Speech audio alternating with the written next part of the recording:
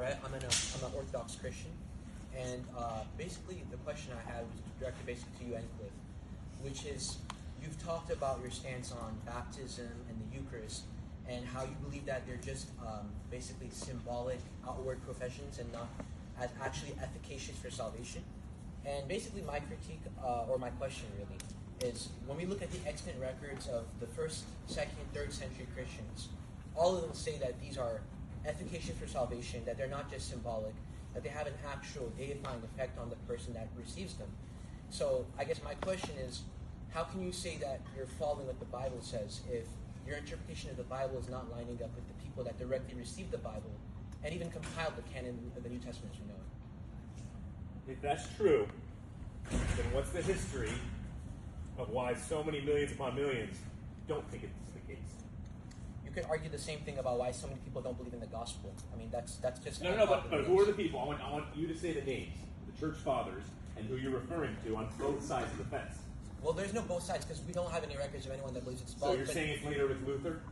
Not even with Luther, because Luther famously said he would rather drink blood with the Pope than... So then how did it come about?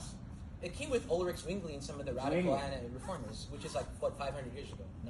No. What does it matter, the dating?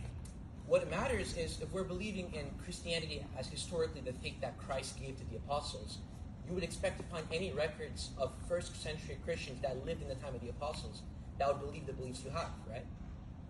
My friend, during that time period, not everybody thought that literally Jesus was eating his own body and drinking his own blood whenever they took communion.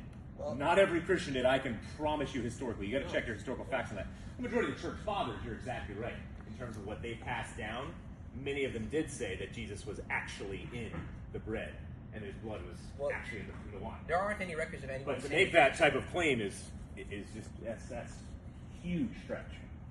It's not a stretch, because every single one of the early church fathers say that it's actually his body, actually his blood. If you go to 1 Corinthians chapter 11, St. Paul even says that those who didn't examine themselves properly before partaking of the Lord's Supper could die.